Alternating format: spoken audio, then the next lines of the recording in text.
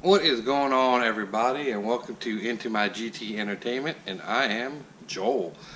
I'm going to do a quick little video on parts that I put on my car once I purchase one, or I guess the stuff that I change right away. It could be different with certain cars, and then I'll get into where I went with my Mustang. But on that video, there she is. We're about to get some snow again, so she's staying in the garage today. So she's all clean and whatever. So we'll start with number one in 1 second. We'll be right back. Alright guys, so the first couple things are going to be specific to any car I buy, and then the rest are going to be towards this car. So the first couple things that I would do when I first purchase my cars is first I tint the windows. I like a dark tint on my car. I know it's illegal in most states, but hey, we all do it now. People are tinting windshields now. I'm old, I can't see, so I ain't tinting my windshield for the most part, but it makes the car look a whole lot better with some dark glass on it versus the fishbowl look. The second thing I get into are the wheels and tires. I always swap those out. May not be the next day, but those usually come out. And anybody that has known me, I've gone through probably like 6 sets of tires and rims on this car already. Maybe more. Gone from a drag setup to regular street looks and whatever. And they're all 20s. They come with 19s on it, which I don't know. I might go back to 19 look one day, but until then, that works out right there. And then I also lower the car if it's a Mustang or a sports car. I go ahead and knock that out and get it lowered, because you know nobody wants the high-rise truck look. Now on the next one, on the Mustang, what I do is exhaust. Up till a couple years ago, factory exhaust was kind of weak. Now you could get it with active exhaust, and you know, with upgraded parts that sound a lot better from factory, that you probably don't have to mess with it too much. But in my year 14, it sounded silent, you didn't hear nothing, so exhaust had to come out. So when I say exhaust, I'm saying an axle back system. So I went ahead and got Corsa Extremes on mine. Right there. Let's see, I don't know if you can see that. Yeah, Corsa Extremes.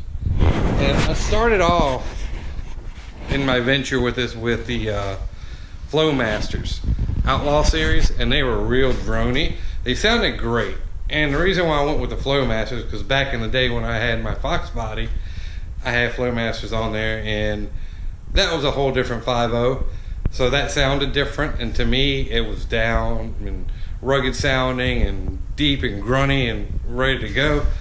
Nowadays the 5.0 motor, the Coyote, doesn't sound like that. So you know, you got more raspy, poppy.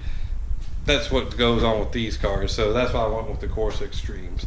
So stay tuned for the next one. I'll be right back. Okay, I'm back. Now for the next thing that I've changed on the when I purchase a vehicle is usually the stereo. Now, if you're not a audiophile guy or really care about music, you just have it on for background, then this would probably not apply to you. But to me, I used to do, you know, bass-offs and contests and stereo competitions and all that when I was younger. So it kind of stayed with me along the way. This Mustang's got roughly a, you know, 10 grand system in it, just because of all the dynamat and all the components. I use Focal system, Kenwood Exelon, you know, Rockford Fosgate. The subs are on a plexiglass box, you know, so it's a lot of custom work that went into this car. So, but needless to say, I could have spent $1,000 and been happy just by changing out the speakers.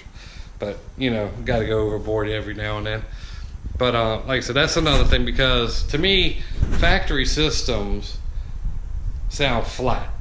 They don't have that high-end range or the low-end range that you want. So it's like in that middle, muddy, mid-bass blah to me. And I don't like the way that sounds personally. But, you know, everybody teaches his own. That may not be, again, like I said, important to anybody. But to me, it was important. Just because of the fact that, you know, I'm in the car and I spent all this money getting it the way I want to. I want all the sound to be there too. So when I want to listen to Sirius or listen to my streaming off my phone or whatever the case is at the moment, you know, I want it to be there. I want the sound to be clear. I want it to sound the way I want to. So that's just my personal opinion for the audio system. Stay tuned, we'll be right back. Okay, and for those of you new to my channel and haven't been looking at my videos or haven't gone anywhere, let me show you what I mean about my audio system. So right now, I'm running the Kenwood head unit, and all my controls are integrated in the radio. The heat, AC, all that is integrated in there. It has Apple CarPlay, it has Android Auto, has custom speaker mounts on the sides. I have my speakers in the doors. So everything looks fresh and clean in here, and if you listen, the whole car is solid because the whole thing has been dynamited, and like I said, all the sound stays in the car. You don't have a rattle at all. I could have this thing bouncing and booming. You won't hear a sound outside this car. And then in the trunk, we have the showpiece is the Focal system itself. Like I said, I got the T800 for my inside and the T1000 for the subs back here.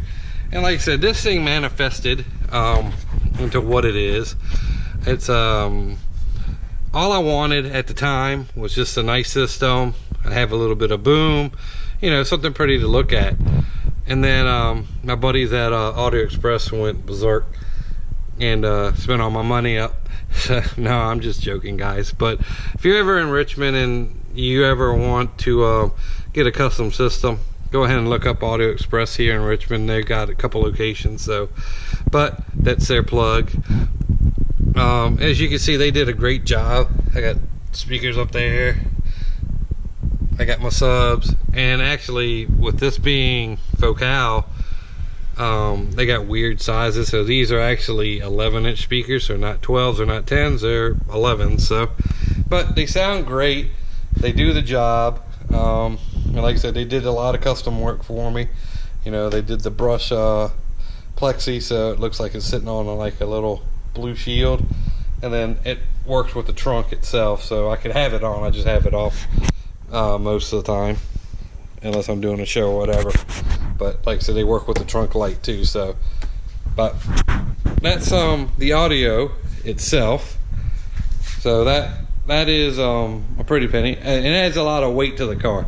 So like I said, I do kind of double negatives on my car. But let me turn this around real quick and close this up, and let me get into the stuff specific to this car that I did then. Okay, we'll see you in a minute.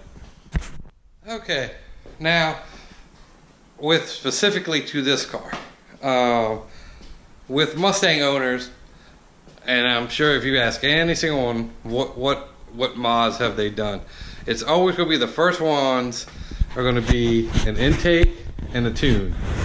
So that was me also. I had a JLT intake at one point with a Bama tune. Yes, I had a Bama tune. I didn't have no problems with my Bama tune, so I was lucky enough for that.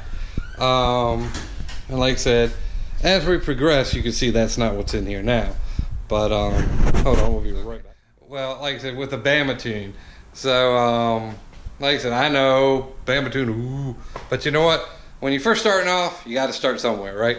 So that's where we started off. So we went ahead and did that. So the next thing I believe I did in the order of life with this car was change the brakes out. Not the Brimbos, but the drill and slotted rotors. I went ahead and changed that front and rear just to give it more of a sporty look. So like I said, yeah, so I did those. I know I need to paint my back caliper the same color as my front one, but we'll get into that a little later. But so yeah, so I went and did that so it would stop a little better and more aesthetic than stopping for me at that time, because I like the way it looks more than what the functionality was for. But moving on, then with the car itself, like I said, I got into modifications a little heavy on the rear end. So what we did back here is, I already said I lowered the car. I have the Ibach lowering kit, the Pro Kit, which put a nice little settle to it. The ass of my car sits lower than normal just because of that stereo that you saw earlier.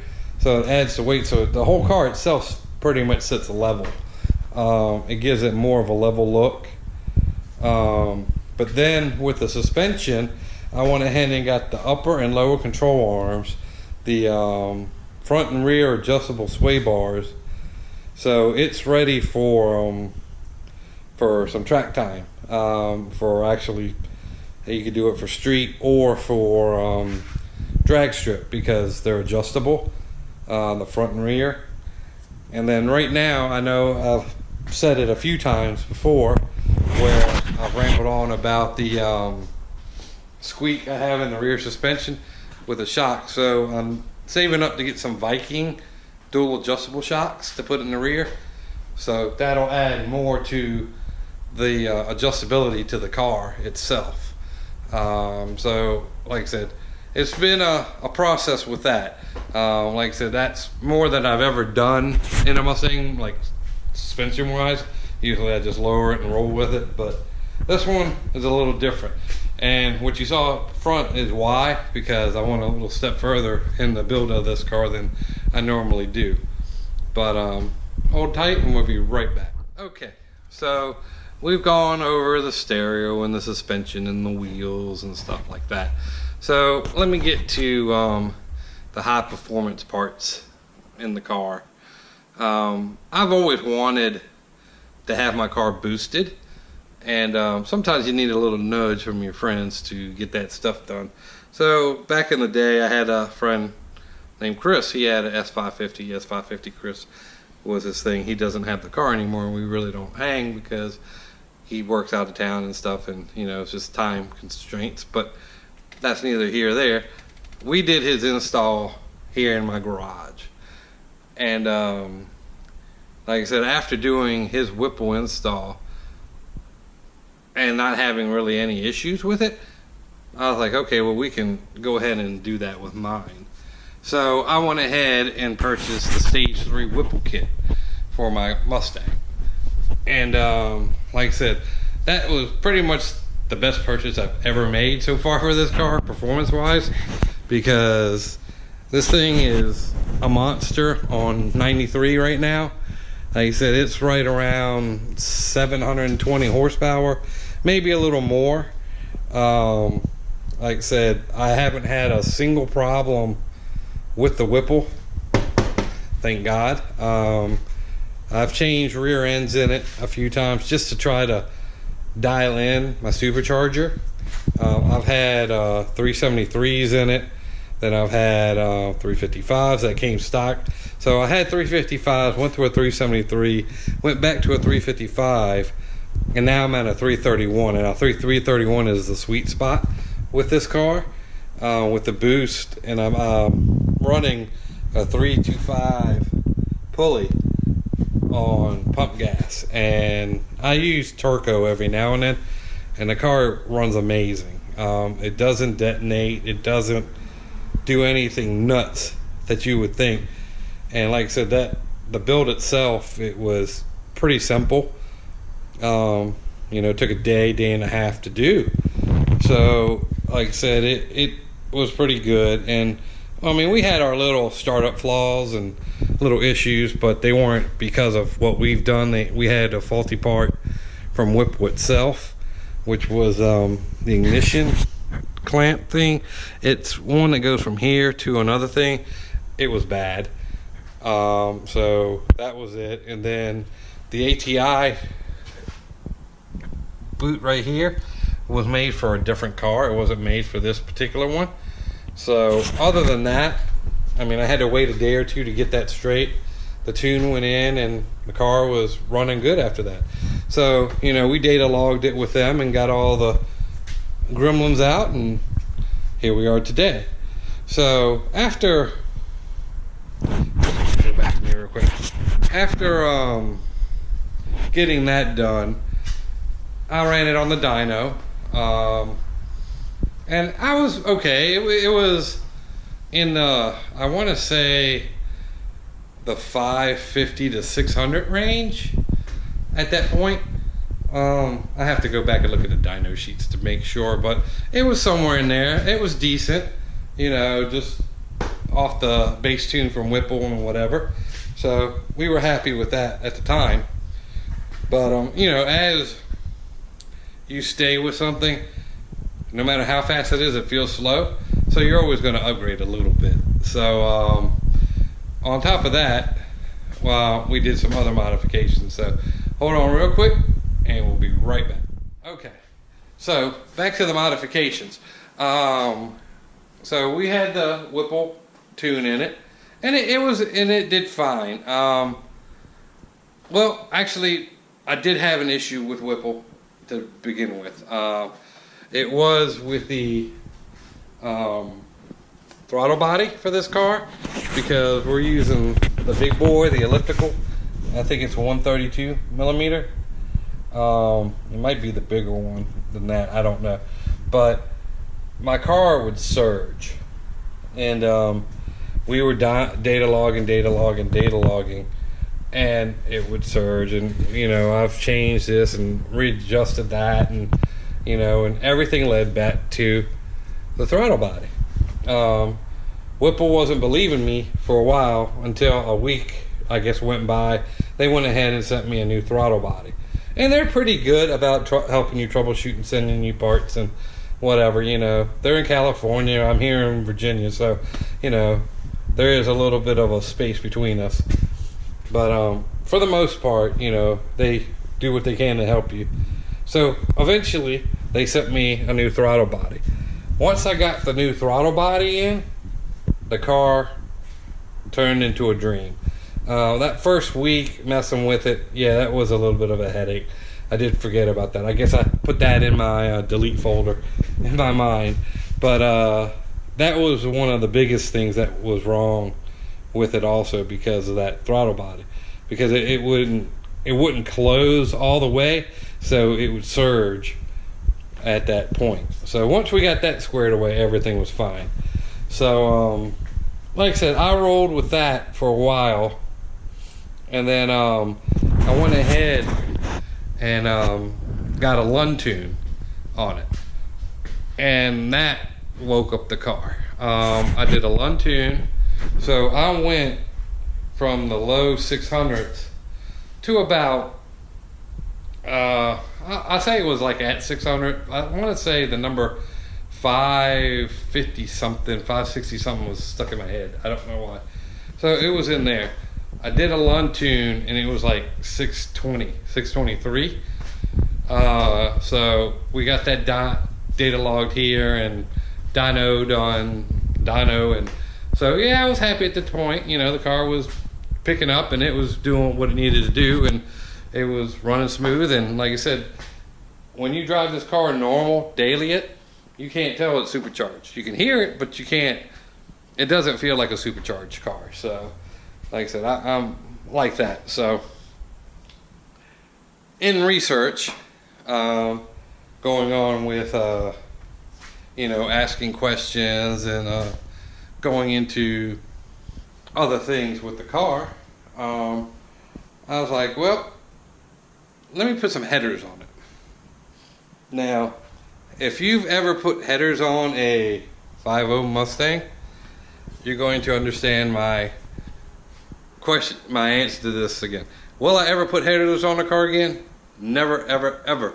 It took us 12 hours on a lift to mess around with this car. You pretty much have to take the motor mounts out, lift the motor up a little bit just to twist it to get stuff in, and take all sorts of crap out the starter and this, that, and the other. It was a pain.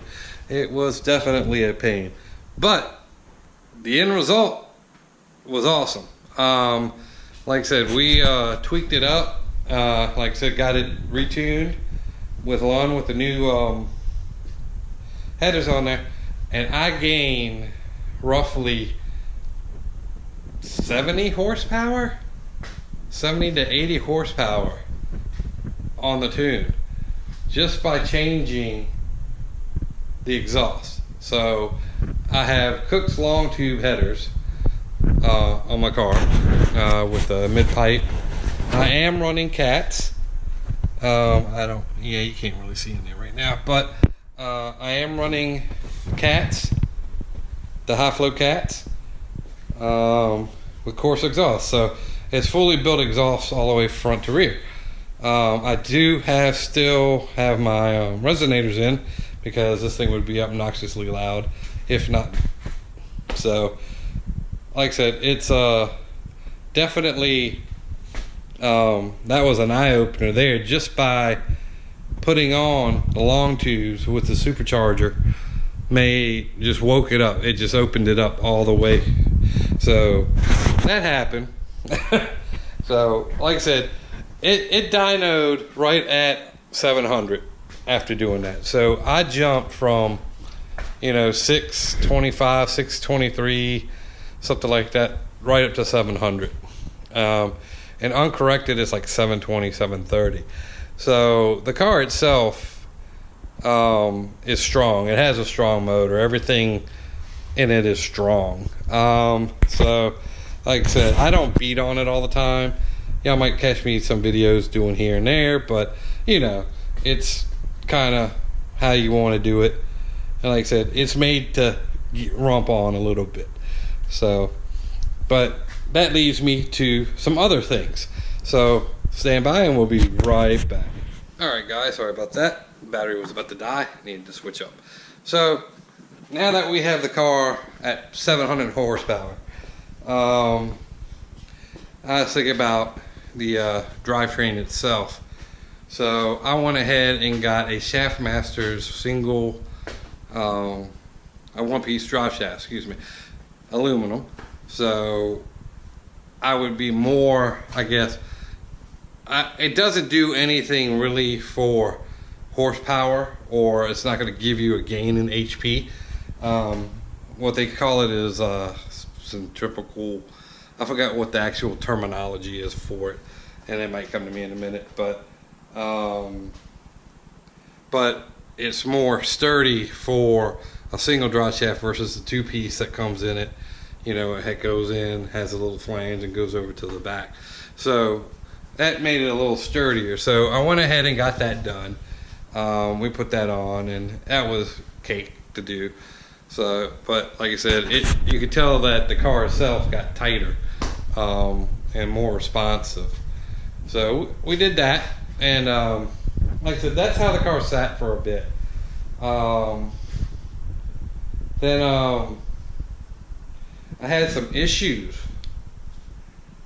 with rear end noise, and that's when I had my 355s, I believe.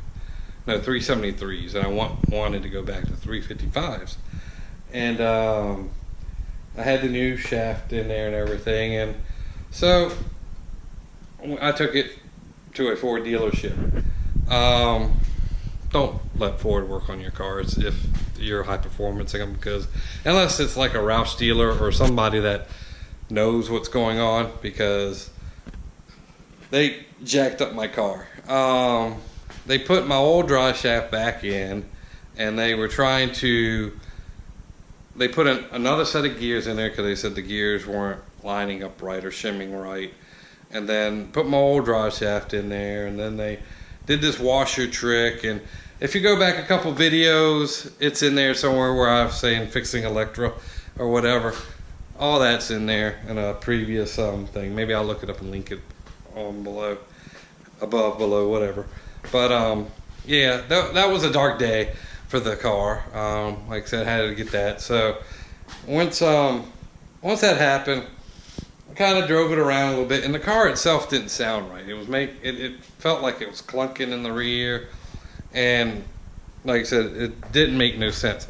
But at that time, I believe I got my MGW shifter, and I had that to install also. So we went ahead and went to a buddy's house. He has a lift. Tore down the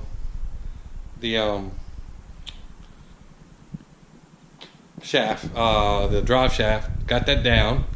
Put in my one piece again, and we found out, like if you go back to that other video, that they tried to straighten it out by putting a bunch of washers in it and whatever. So yeah, that was a whole fiasco. But once we got that squared away, we got rid of the noise and everything else, and everything was fine. But like I said, at that same time, we did my shifter, which is the race spec, and that thing is nice and notchy. And if you like a nice, quick, notchy feel to it, you'll like that shifter. It's real comfortable, and you don't really have that guesswork of, are you in gear, are you in the right spot, you know. So we went ahead and got that corrected, so that is now straight. And so coming down to the wire of what we've done here.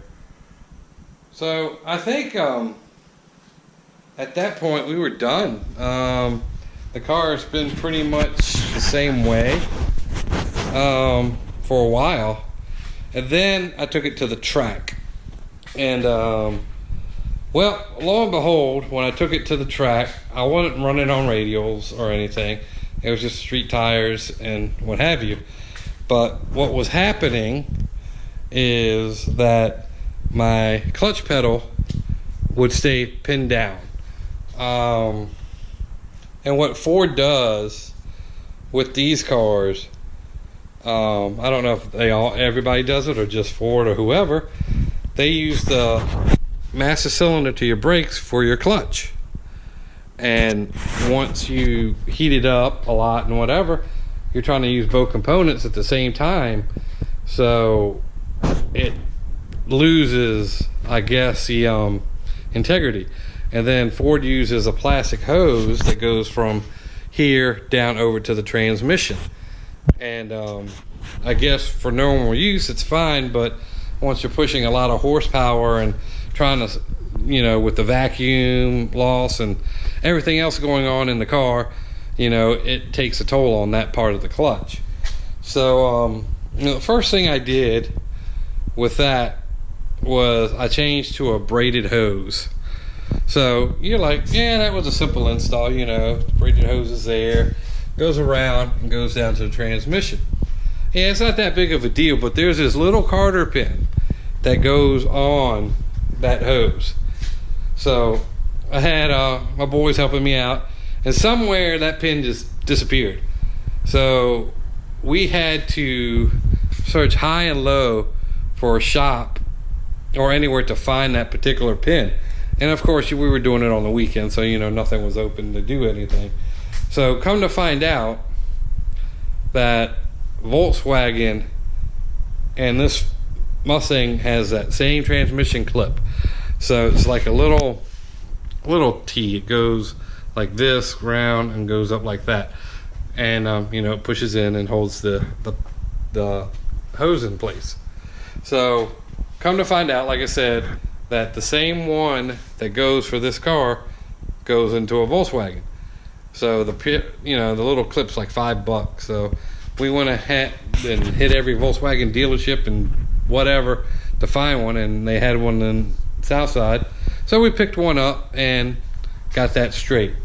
So after I got that all hooked up and put back together, you had to, you know, go ahead and pump the clutch pedal and get it back to the way it was. And you know, So we did that, and that seemed to help a little bit. It still to this day gets squishy once you get into it, and like I said, it's it just does because of the horsepower, I'm assuming, or the clutch itself is going to go out.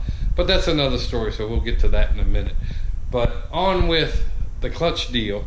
So I was reading some stuff before, and I didn't know that they made a separator that you can do a clutch reservoir and a regular reservoir. So you can separate the two off of each other. So I said, well, yeah, that's what I'm going to do, because that makes more sense to me in my head. So I went ahead and bought that. So right here is the aftermarket one that now feeds the clutch, and this is just for the brake by itself. Looks like it belongs there, so you know, that worked out pretty good. And like I said, I've noticed a lot better response with the clutch now.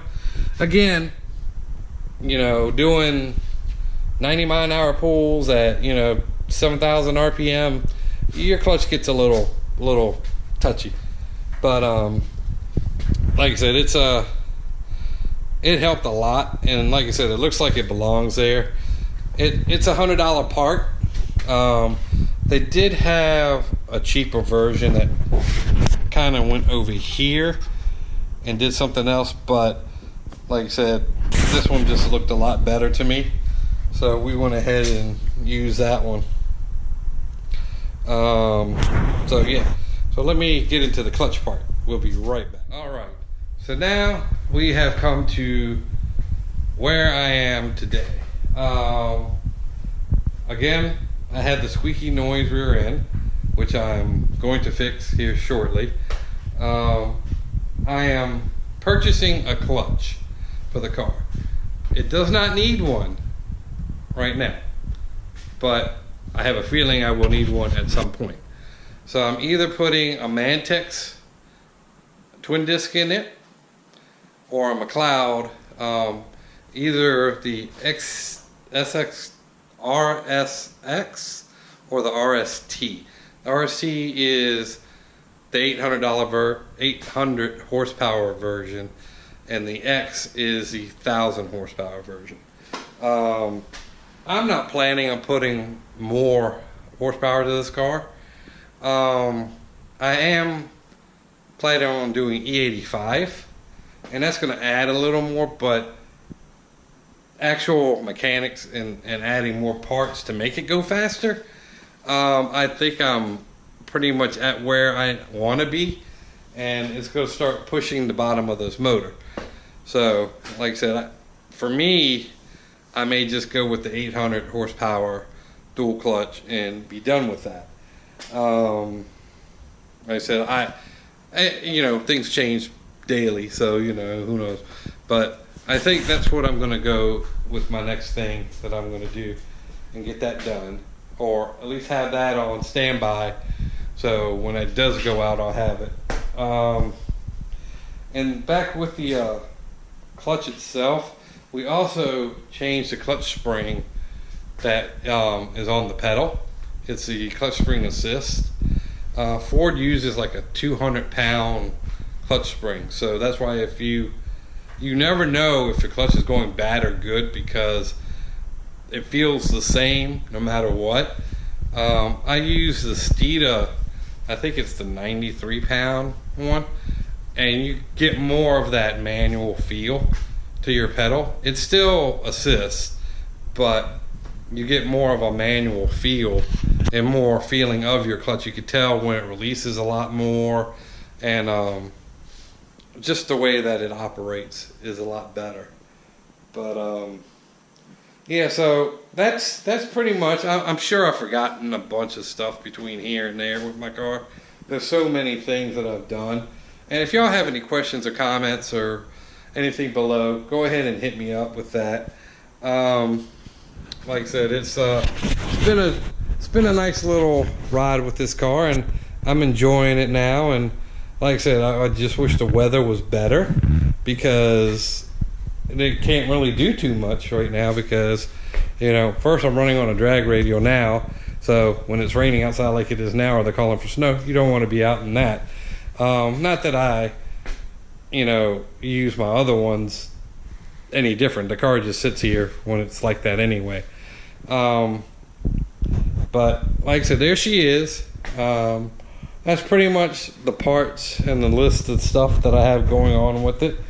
The horsepower and stuff like that. I know this is one long video and it rambles on about everything, but you know, it's just something to let y'all listen to. And I have gotten questions asked before, and you know, hopefully that answers some of them. And then I did also, while I'm here looking at the Brimbos, I did put those on aftermarket. A buddy of mine had an extra set and he gave them to me for doing a little bit of work on his car. So I went ahead and got those powder coated close to the color of the car, and had to put spacers for these wheels to make it fit. The other wheels that I have on the other set of tires, they fit fine, no problems at all. It's tight, but like I said, it's they fit pretty good.